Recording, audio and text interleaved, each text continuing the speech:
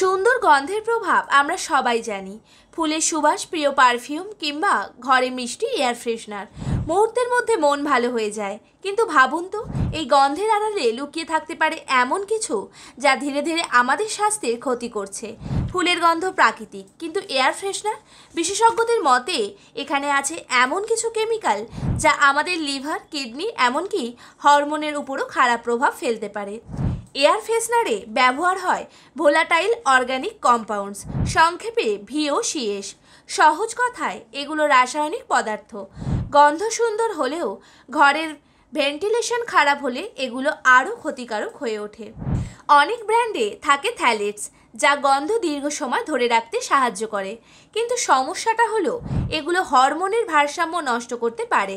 গর্ভবতী মহিলা আর ছোট শিশুদের ক্ষেত্রে তো বিশেষভাবে বিপজ্জনক।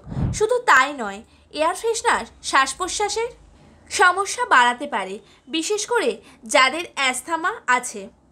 ঘরের ভেতরে বায়ু দূষণের মাত্রাও বেড়ে যেতে পারে। আর বাড়িতে পোষ্য থাকলে তাদের স্কিন সমস্যা, আচরণগত পরিবর্তন সব কিছুর পিছনেও থাকতে পারে এই সুগন্ধি স্প্রে। তাই সুন্দর গন্ধ মানেই সবসময় নিরাপদ নয়।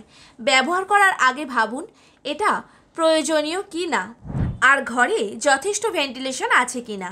সম্ভব হলে প্রাকৃতিক বিকল্প ব্যবহার করুন, যেমন লেবুর খোসা, দারচিনি ফুটিয়ে সুগন্ধ তৈরি বা ফুলের সুবাস।